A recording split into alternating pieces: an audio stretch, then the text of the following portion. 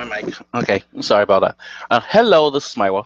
I'm making a short video in regards to describe what the Raspberry Pi is. In the previous video, I mentioned the use of the Raspberry Pi as my terminal server for access to Cisco CCNA labs that will be running.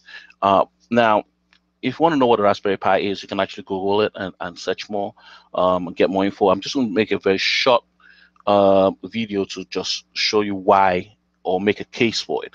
Now, I would encourage people who intend to like run labs at their home um, to run maybe multiple labs, let's say 10 switches, multiple routers, stuff like that, and you want to actually have access to them at all times, and you want to be able to manage that access so that you don't have to always remember the IP addresses, the stuff like that, especially the console access. You can really use the Raspberry Pi to get this job done. So why the Raspberry Pi and what is it entirely exactly? Well, the Raspberry Pi is a PC. It's one of the smallest PCs around. In terms of size, it's um, in terms of components. Sorry, let me start with there.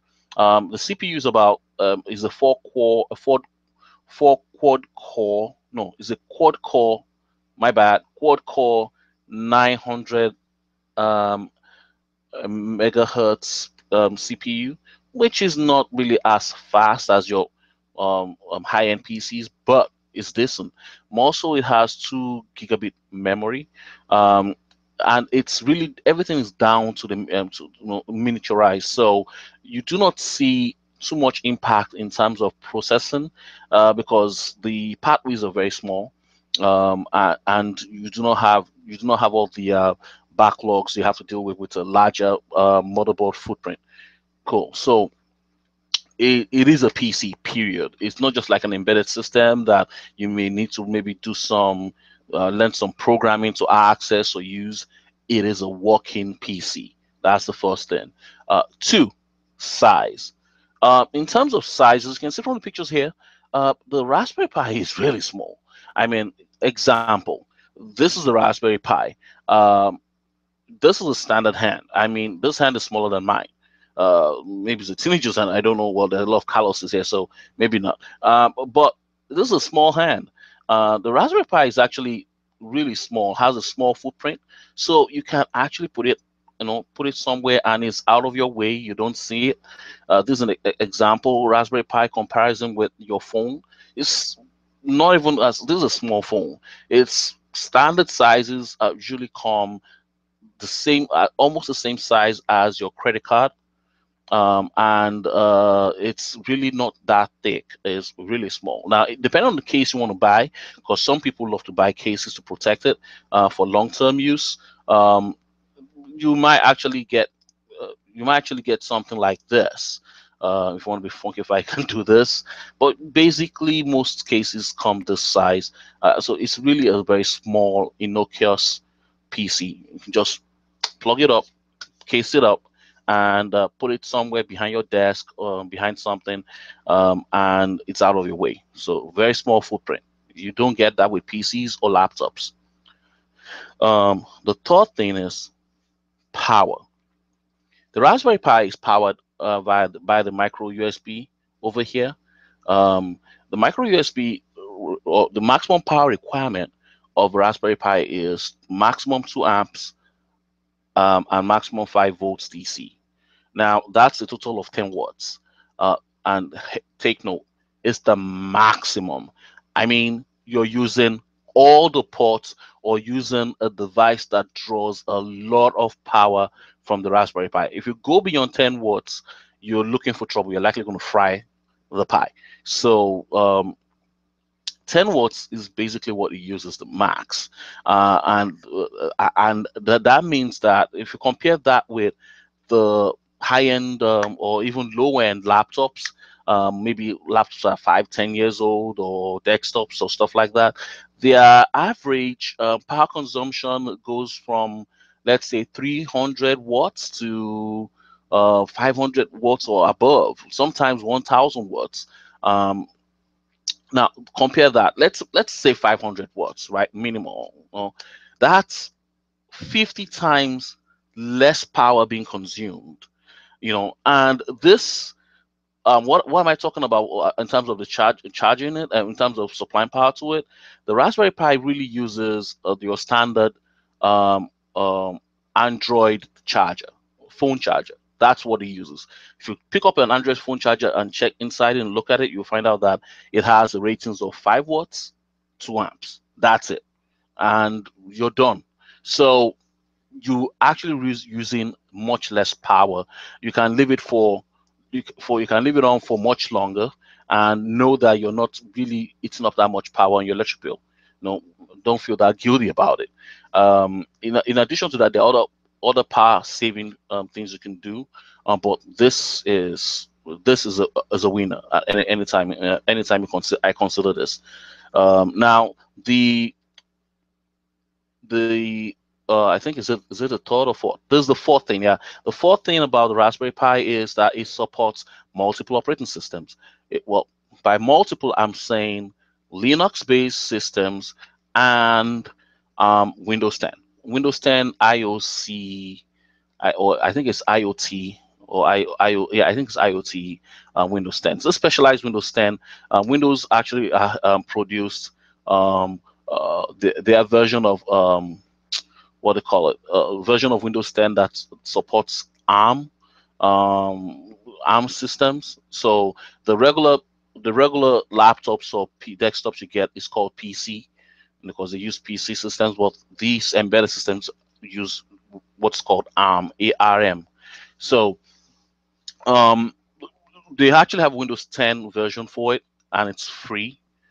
Please take note, it is free. You can download it and get access to it, install it, and use it as much as you want. I prefer the Linux version, and I'll actually demo it right here. Let's see if I can demo a connection to it. I actually have this connected, but you know what? I'll close the connection and do it again, so you can actually see what I'm talking about here. The latest versions of Linux actually support what's called support GUI, so you don't have to do too much to use it. You don't need to know too much to use it. Let me just log in, and this is me accessing my Raspberry Pi. Oh, my password. My bad.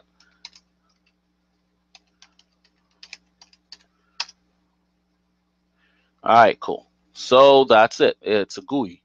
You know, you have access to anything you want. You can do it. I usually I use it for a lot of CLI because I'm trying to get used to Linux and all that. So I do most of my stuff CLI. I don't use the GUI, but you can actually use the GUI and run anything you want to run, launch anything you want to launch from the GUI. So you do have multiple operating system support. Period. The fourth or the last thing about it is that it's because of the multiple USB ports it has. It supports a plethora of USB components, third-party USB components. Example, for my terminal server, I use a quad port USB to serial adapter. I use it with my console cables. Let me see if I can get that for you. Um, Console cable. Oh, here we go. So imagine this having, instead of having one here, having four. So I just get four console cables, connect them together like that, and I can connect this end of my console cable to my hardware. That way, just using one Raspberry Pi USB port, I have access to four devices. So I can go as high as 8. If I really want more USB ports, I can go beyond 4. And once you start doing that, like example, this is a good solution. This would require you to actually have a power supply. I would advise you not to use the Raspberry Pi to power it, but have a separate power. If you're going to go this route, like use a specialized software and code. But if you're just using cables, Raspberry Pi will power it. But if you're going to have things like this, there might be more to it than meets the eye. I've seen people who use 8, 10. port stuff to do this, but like I said, it draws some power. So in case you're not happy with your results, you can always just use this is a perfect example. You can see here it has its own separate power. Just power that up, and you actually have a USB cable connected to this, and you have 8 serial ports that you can use. So people do that, but my lab is not that big, so I can just get away with using 4. All right.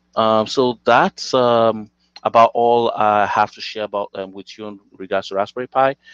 Feel free. Oh no, there's one more. Price. My bad. I'm sorry about that. The cost of a Raspberry Pi is not $100, not 50. I mean, if you're trying to buy it just because you're desperate to get it right now, the maximum you're going to pay for it is, let's say, $41.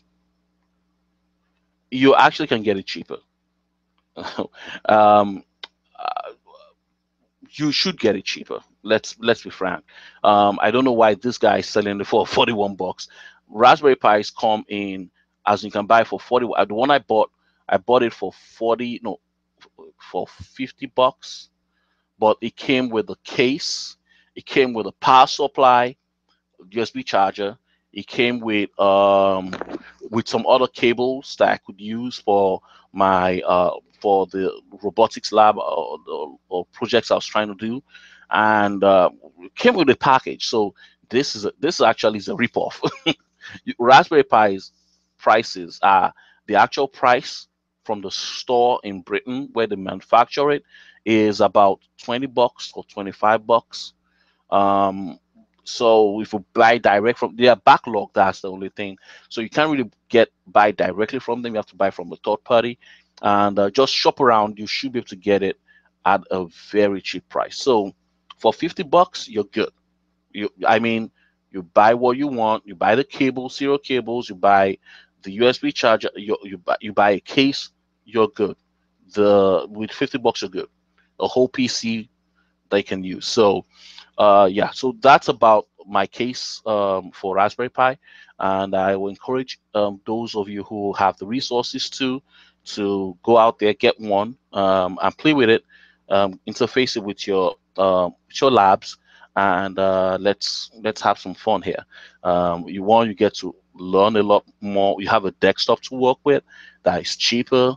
You don't have to bother about power all the time, and you can actually leave it on all the time, and it's still going to accumulate over time, but the power the power consumption is still minimal, compared with other systems running.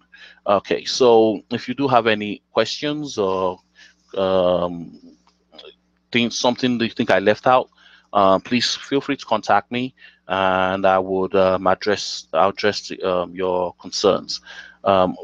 And if that, I'll address your concerns. So I do hope you all enjoyed this video, and I hope it was informative. Please take care of yourselves. Enjoy the day. Live long and prosper. Bye bye.